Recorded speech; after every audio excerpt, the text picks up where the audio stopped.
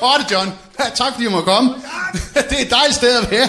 Nå, men nu skal I så have en af de nye vittigheder, jeg lavede, ikke? Ved I, hvad prins Henriks yndlingsret er, efter han er skudt med sin bøsse? Det her, det må kraftedeme være sjovt. Det kender I ikke, nej vel? Problemet er lærduer. Det er da sjovt. Potte John, ej, god stemning. Potte John, jeg er stand-up-kramiker. I kender mig. Nå, og så kommer så den her, den synes I er sjov, det er en af mine bedste, jeg lige lavede den. Ved I så, hvad grønlændernes yndlingsfodtøj er? Altså det med, hvad går grønlænderne med op på fødderne? Sig det nu! Keramikker! Tag ham væk, jeg smører! God stemning derinde. Tak. Det var en fornøjelse at optræde for jer. Jeg er Potte John. Stand-up keramiker. Keramikker, grønlænder. Sjov. Hej. Hej, hej. Du er blevet radioklub klam.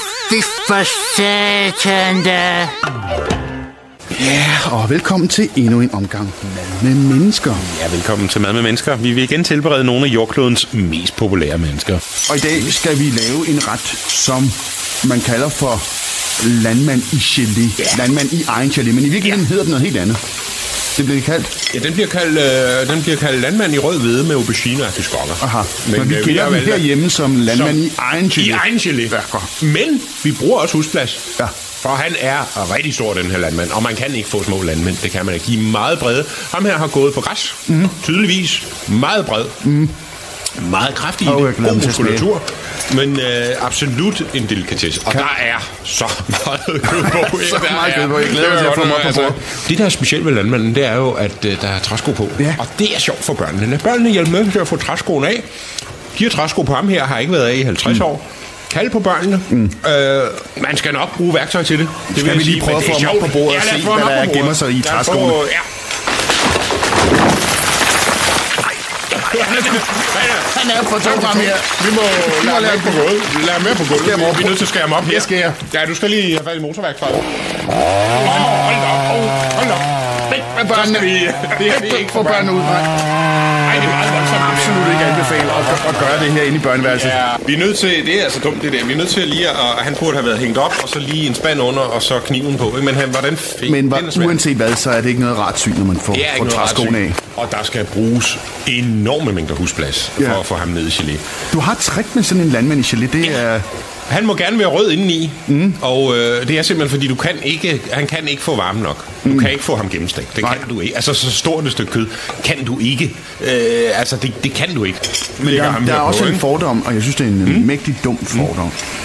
De lugter jo ikke mere landmænd, det gør de jo ikke. Nej, altså det gør de. Altså det der kan være lidt ulempe med det der, de kan være lidt sejskindet, men det er sådan lidt en fordom mod altså bruge olie, og der er meget hård hud på hænderne. Ja. Men mange synes det er en delikatesse, lidt ligesom grisehaler. Det er en smagssag, absolut. Hvor sidder grisehalen på sådan en landmand? Det er fingrene. Det er fingrene. Det er fingrene. Og man skal rense neglene. Altså slut på Mad med Mennesker for denne gang. Kontaktannoncer for dyr. Billetmærke 411. Brølæbe søger brølæbe. Hej hej, jeg er en brølæbe i den bedste alder, der søger et godt selskab af ligesindede.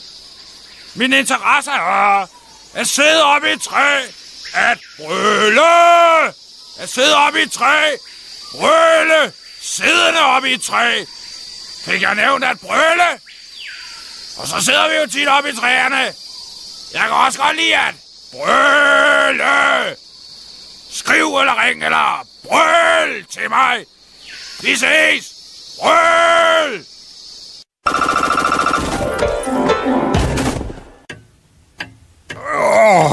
Hey, morfar, hvad er det for noget? Du har noget på hænderne. Ja, det er mit udslæt. Det er ulækkert, morfar. Ja, det er ligesom mormor får blåt hår. Så får morfar blå smølfer på armene. Hey, morfar! Ja, min dreng, jeg er blå og nøgen. Det er da ulækkert, det her. Det er Reimers ægte. Hey, morfar. Nu skal du høre historien om, når morfar får Johnny Reimer udslæt.